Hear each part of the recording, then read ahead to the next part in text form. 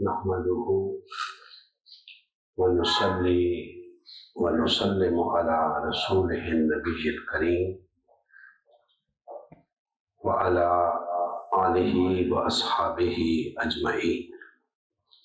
أما بعد فأعوذ بالله من الشيطان الرجيم.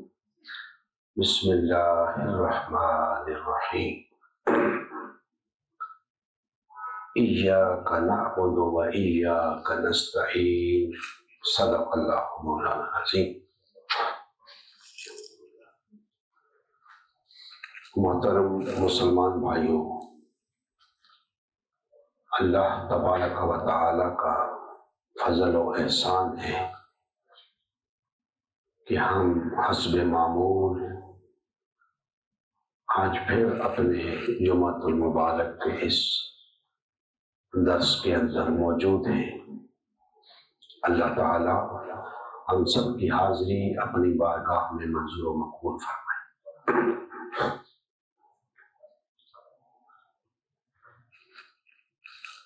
میں نے آپ کے سامنے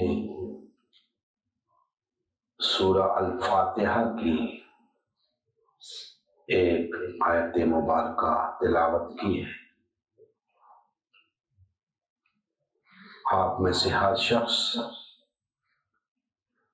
کو یہ آیت مبارکہ زبانی یاد ہے، ہر مسلمان کو یہ آیت مبارکہ زبانی یاد ہے، کیونکہ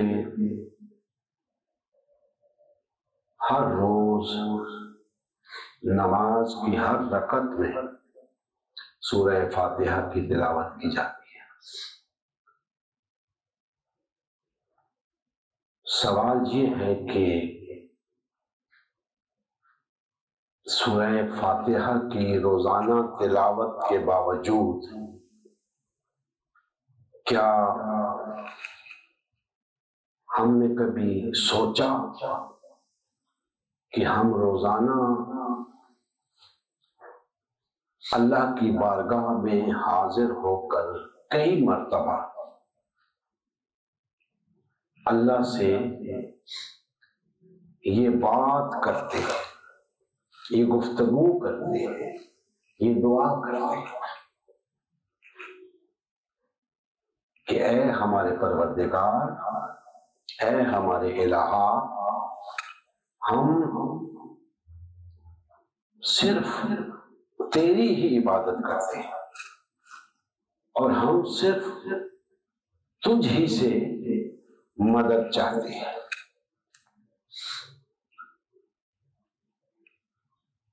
کہنے کو تو ہم کہہ دیتے ہیں، سب لوگ کہہ دیتے ہیں، یہ نہیں کہ ہم سارا دن 5 وقت نماز میں کیا کہتے رہتے ہیں، اور اگر معلوم ہے تو پھر ہم ان لوگوں میں شمار ہوتے ہیں جو کہتے کچھ ہیں کرتے کچھ ہیں، اور جو کہتے ہیں وہ کرتے نہیں۔ تو ایسے لوگوں کے لیے سخت وعید آئی ہے قرآن مجید کے اندر کہ تم وہ کہتے کیوں جو کرتے نہیں۔ تو ہم جب کہتے ہیں کہ ایاک نعبد و ایاک نستعین، اے اللہ ہم تیری ہی عبادت کرتے ہیں، تجھ ہی سے مدد مانگتے ہیں، معلوم یہ ہوتا ہے کہ یہ محض اللہ کی عبادت کرنا اور محض اللہ سے استعانت کا طلبگار ہونا، یہ کوئی انتہائی اہم معاملہ ہے جس کی تاکید کی گئی ہے، ورنہ اللہ کے ساتھ تو اور بھی معاملات جڑے ہوئے ہیں، تمام کے تمام معاملات اللہ کی ذات کے ساتھ جڑے ہوئے ہیں۔ تو یہ جو 2 معاملات کا ذکر ہوا یہاں پہ، ان کی کوئی خصوصی اہمیت ہے۔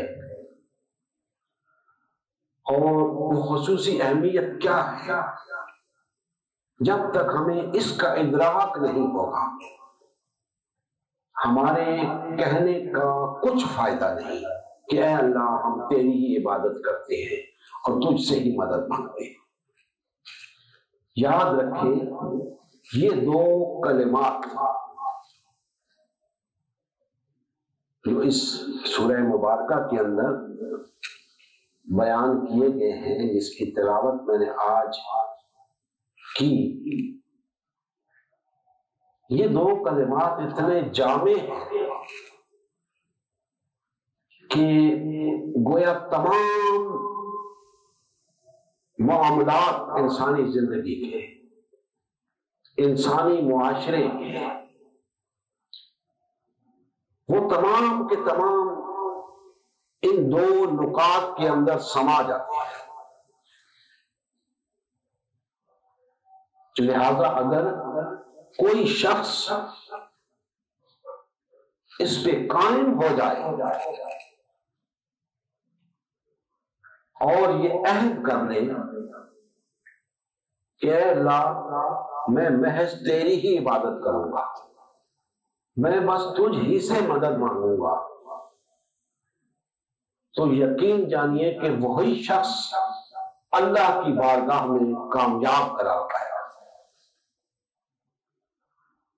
لیکن یہاں معاملہ کچھ اور ہے، یہاں فرد کی بات ہی نہیں ہو رہی۔ بے شک آپ تنہا نماز پڑھ رہے ہوتے ہیں، تنہا اس سورہ مبارکہ کی تلاوت کر رہے ہوتے ہیں، تنہا اس آیہ مبارکہ کی تلاوت کر رہے ہوتے ہیں، لیکن آپ کہہ کیا رہے ہوتے ہیں؟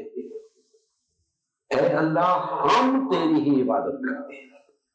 یہ نہیں کہتے کہ میں تیری ہی عبادت کرتا ہوں، بلکہ کہتے ہیں کہ ہم تیری ہی عبادت کرتے ہیں۔ اب یہ ہم سے کیا مراد ہے؟ آپ کہہ رہے ہیں اکیلے، لیکن جمع کا صیغہ استعمال کر رہے ہیں، تو ہم سے آپ کی مراد کیا ہے؟ یہ سوال ہر اس شخص کے لیے ہے جو اپنے آپ کو مسلمان کہتا ہے کہ اس ہم سے کیا مراد ہے، اس ہم کے دائرے میں کون کون آتا ہے۔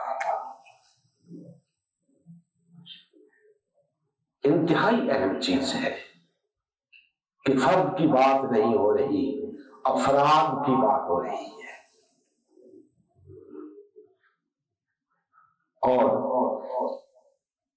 بیان کرنے والا فرد ہے، کہنے والا فرد ہے، لیکن بات افراد کی ہو رہی ہے، تو اس فرد کو معلوم ہونا چاہیے کہ جن کو میں اپنے ساتھ شامل کر رہا ہوں وہ کون لوگ ہیں، وہ کہاں ہیں، کیا میں انہیں جانتا ہوں یا نہیں جانتا، تو وہ ہم کا جو دائرہ ہے اس کو جاننے کی ضرورت ہے، اس کو سمجھنے کی ضرورت ہے، ورنہ یہ کہنا ہی غلط ہوگا کہ ہم تیری ہی عبادت کرتے ہیں، ہم تجھی سے مدد مانگتے ہیں۔ ہم کے لیے لازم ہے کہ آپ کے ساتھ کچھ اور لوگ بھی ہوں۔ گویا یہ بات سامنے آ گئی کہ یہ بات ایک جماعت کی ہو رہی ہے، یہ بات ایک گروہ کی ہو رہی ہے، ایک پوری کمیونٹی کی بات ہو رہی ہے، ایک ایسے طبقے کی بات ہو رہی ہے جو ایک اللہ پر ایمان رکھتا ہے، اللہ کے رسول صلی اللہ علیہ وسلم پر ایمان رکھتا ہے، آخرت پر ایمان رکھتا ہے۔ یہ اس گروہ کی بات ہو رہی ہے جن کے فکر و عمل میں ہم آہنگی ہے، اس طبقے کی بات ہو رہی ہے جو باہم ایک دوسرے سے محبت رکھتے ہیں، جو رشتہ اخوت میں منسلک ہے، جن کے اندر وحدت ہے۔ ورنہ کوئی شخص اپنے ساتھ ایسے لوگوں کو شامل کیوں کرے گا جن سے وہ بغض رکھتا ہو اور وہ اس سے بغض رکھتے ہو، جن سے وہ نفرت کرتا ہو اور وہ اس سے نفرت کرتے ہو، جن کو وہ دشمن سمجھتا ہو اور وہ اسے دشمن سمجھتے ہو، انہیں کیوں اپنے ساتھ شامل کرے گا خواہ اور انہیں ساتھ ملا کے کہے جی اے اللہ میں بھی اور یہ سب بھی تیری ہی عبادت کرتے ہیں، تجھی سے مدد مانگتے ہیں؟ نہیں، اگر ان کی فکر و عمل میں ہم آہنگی نہیں ہے، اگر وہ ایک دین کے پیروکار نہیں ہے، ایک اللہ پر ایمان نہیں رکھتے، تو وہ شخص کیوں کہے گا کہ ہم سب تیری ہی عبادت کرتے ہیں؟ پتہ یہ چلا کہ جو کہہ رہا ہے نہ صرف یہ خود بلکہ جن کے بارے میں یہ کہہ رہا ہے، جن کو ہم کے دائرے میں لا رہا ہے، وہ سب بھی اسی نظریے کے قائل ہیں کہ اللہ ہمارا الہ ہے، اسلام ہمارا دین ہے، ہم مسلم ہیں، تو اسی نظریے کے قائل ہیں۔ اب دوستان محترم، چونکہ بات اقرار کی ہے کہ اگر کوئی شخص اقرار کرتا ہے کہ میرا رب، میرا الہ اللہ ہے، نبی کریم صلی اللہ علیہ وآلہ وسلم اللہ کے آخری نبی اور رسول ہیں، آخرت پر ایمان رکھتا ہے، تو اسے قانوناً مسلمان تسلیم کیا جائے گا۔ چونکہ اسے قانوناً مسلمان تسلیم کیا جائے گا، لہذا جب ہم کہتے ہیں کہ ایاک نعبد و ایاک نستعین، تو ہماری مراد وہ تمام افراد ہوتے ہیں جو اپنے آپ کو مسلمان کہتے ہیں۔ آپ کہیں گے کہ یہ کیا بات ہوئی کہ سب مسلمان کہتے تو ہیں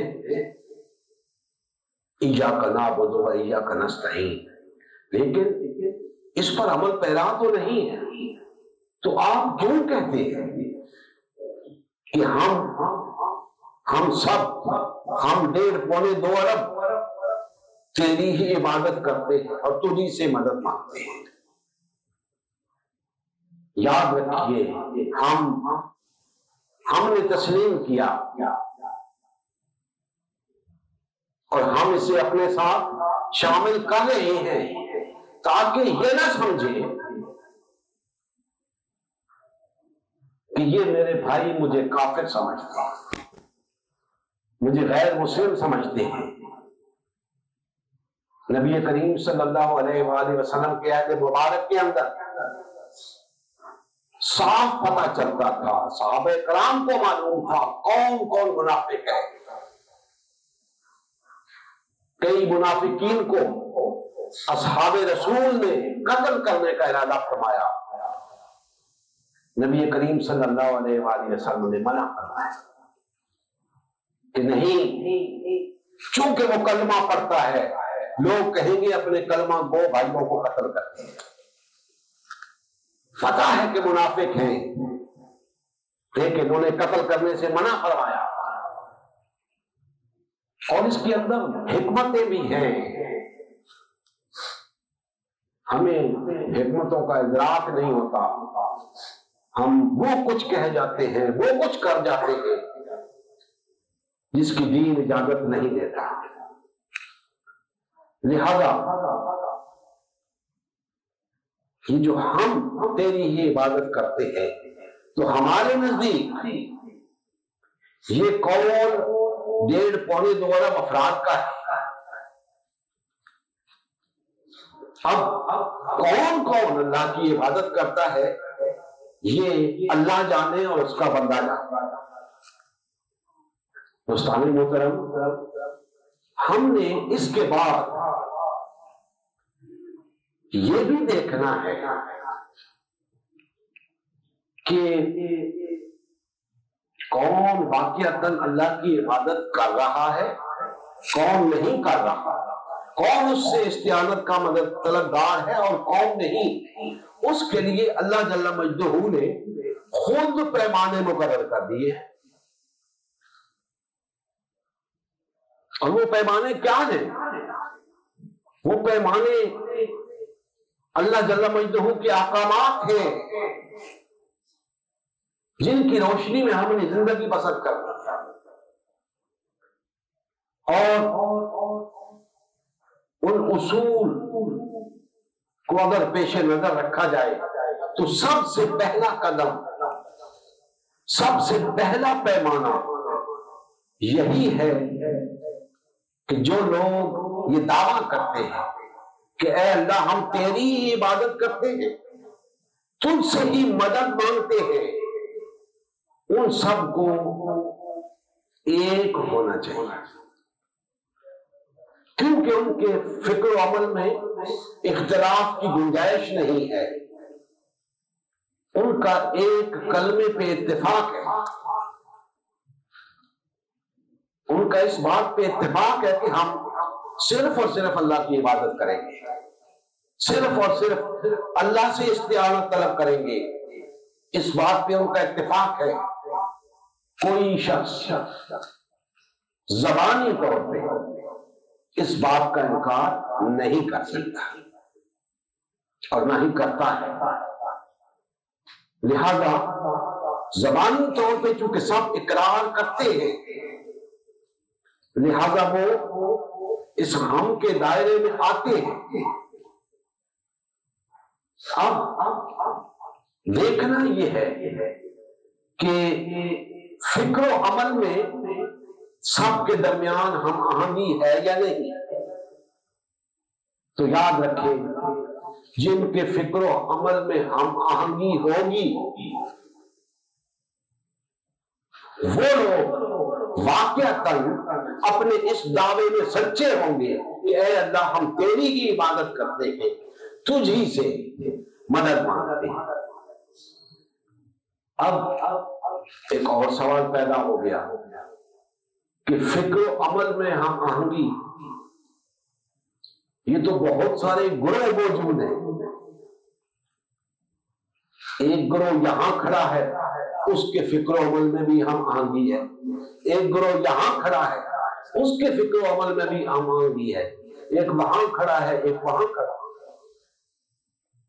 تو 73 گروہ کھڑے ہیں، اپنے اپنے طور پہ ہر گروہ کے اندر فکر و عمل کی ہم آہنگی ہے۔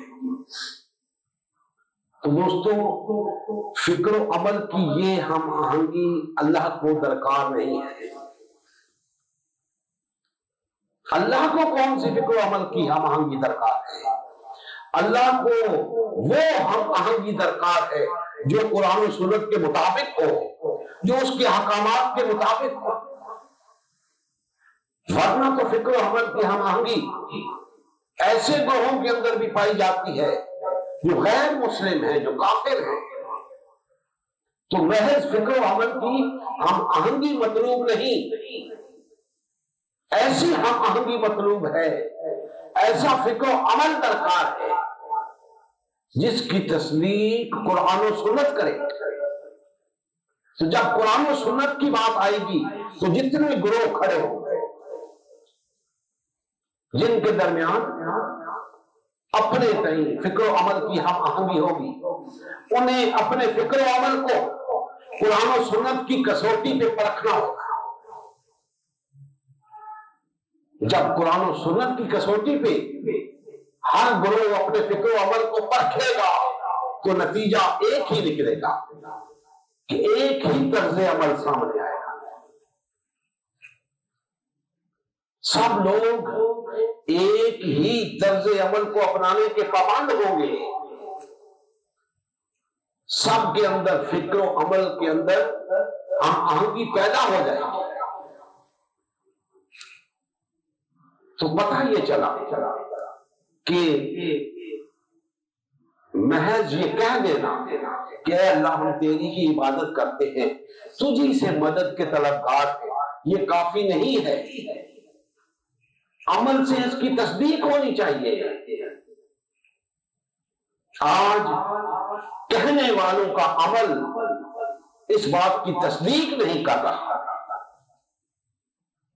یہی وجہ ہے کہ آج مسلمان مغلوب ہے، محکوم ہے، غلام ہے. کیونکہ یہ جو دو نکات ہیں، عبادت اور استعانت، اس معاملے میں مسلمان شرک میں مبتلا ہے. عبادت میں بھی شرک ہو رہا ہے، استعانت میں بھی شرک ہو رہا ہے.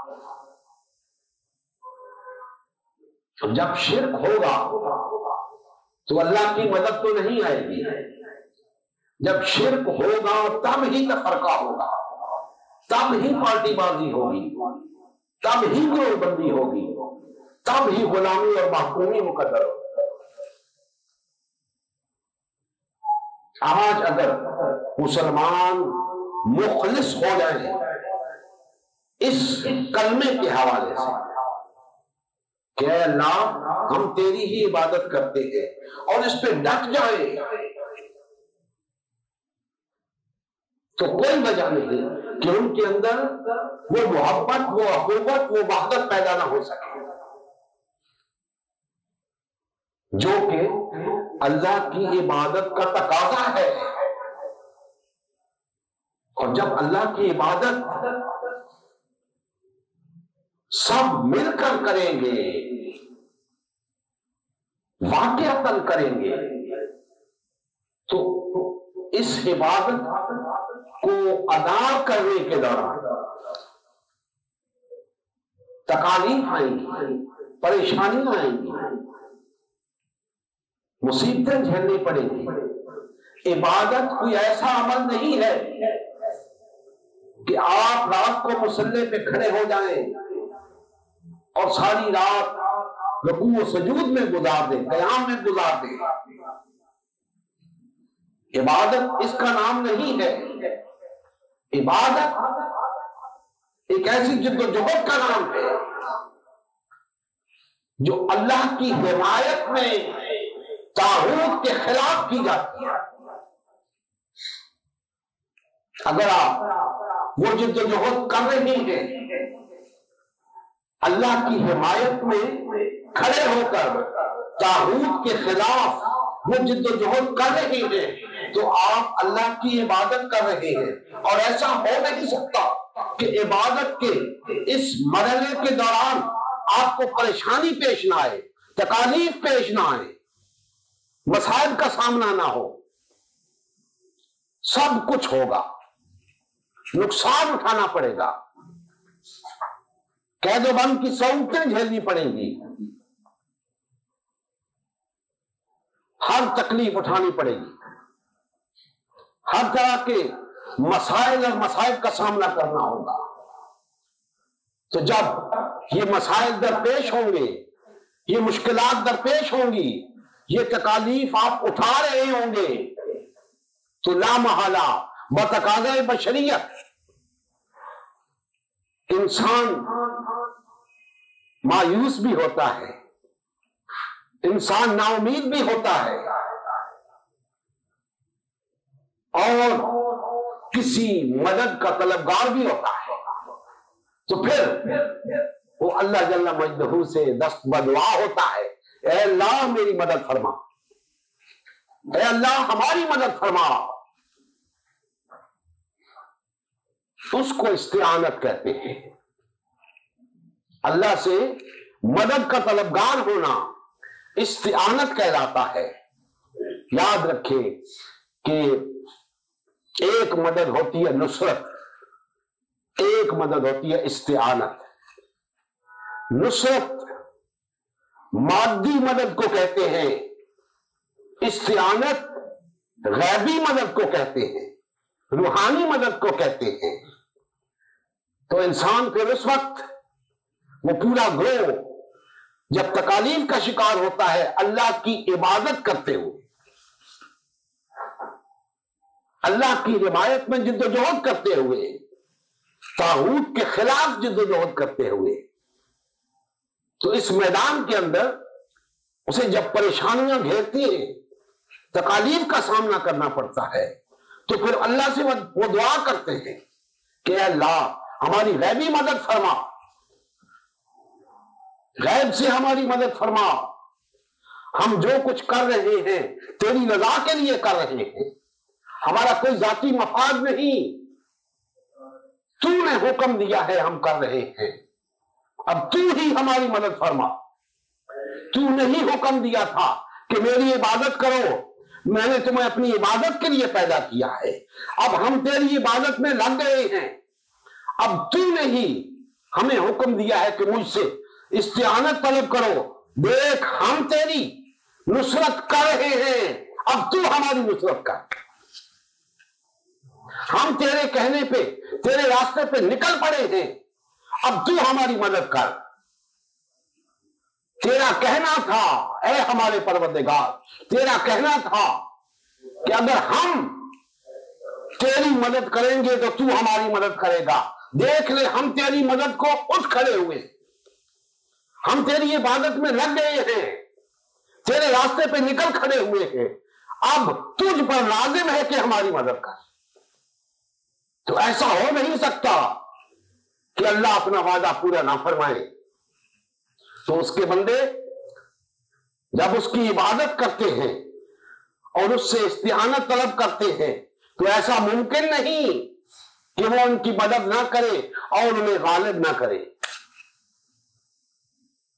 سوال پھر بھی وہی ہے کہ کیا ہم اس کی عبادت کر رہے ہیں؟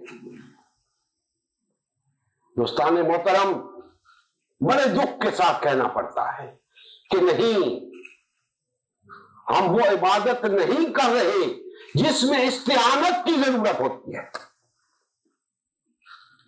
ہم وہ عبادت نہیں کر رہے جس میں نظر آتا ہے کہ یہ اللہ کی حمایت میں نکلا ہوا گروہ، ہم وہ عبادت نہیں کر رہے جس سے پتہ چلتا ہے کہ یہ طاغوت کے مقابلے میں کھڑا ہوا ہے گروہ۔ تو اللہ کی عبادت کا صحیح تصور اللہ کے فضل و کرم سے ہم نے بڑے واضح الفاظ میں بیان کیا ہے۔ زندگی گزر گئی ہماری اللہ کی عبادت کا، دین کا صحیح تصور پیش کرتے ہوئے، ہم نے وہ تصور رکھ لیا ہے قوم کے سامنے۔ اب یہ لوگوں کی ذمہ داری ہے، ہم سب کی ذمہ داری ہے کہ ہم اس ایک تصور عبادت میں متفق ہو جائیں۔ ہمارے تصورات عبادت جدا جدا ہیں، ہمیں اس ایک تصور پہ متحد اور متفق ہونا ہوگا، اور جب ہم اس ایک تصور عبادت پہ متحد و متفق ہو جائیں گے تو ہم ایک ایسا گروہ بن جائیں گے جو یہ کہنے میں حق بجانب ہوگا کہ اے اللہ ہم تیری ہی عبادت کرتے ہیں، تجھی سے استعانت کے طلبگار ہیں۔ پھر وہ گروہ ہو نہیں سکتا کہ وہ عبادت کے صحیح تصور سے واقف ہو اور پھر اللہ کی حمایت میں جد و جہد کے لیے نہ نکلے، پھر وہ طاغوت کے مقابلے کے لیے نہ نکلے، ایسا ہو نہیں سکتا۔ تو جب وہ گروہ اللہ کی حمایت میں نکلے گا، طاغوت کے مقابلے میں نکلے گا، تو اللہ جل مجدہ ہر قدم پر مدد فرمائیں گے اس گروہ کی اور اسے کامیاب کریں گے۔ تو دوستان محترم، ہم یہی بات کہتے آئے ہیں، یہی بات کہتے رہیں گے تمام بھائیوں کو یہ بات سمجھاتے رہیں گے کہ بھائیوں، عبادت کا یہ طریقہ قطعاً نہیں ہے جو آپ نے اختیار کر رکھا ہے۔ عبادت کا تصور اس وقت تک مکمل ہوتا ہی نہیں جب تک آپ سب کے درمیان وحدت نہ ہو۔ تقسیم ہو کر، فرقوں اور پارٹیوں میں تقسیم ہو کر اللہ کی عبادت ہو ہی نہیں سکتی۔ تو اگر چاہتے ہیں کہ اللہ کی عبادت کریں تو پھر ایک ہو جاؤ، وحدت اختیار کرو۔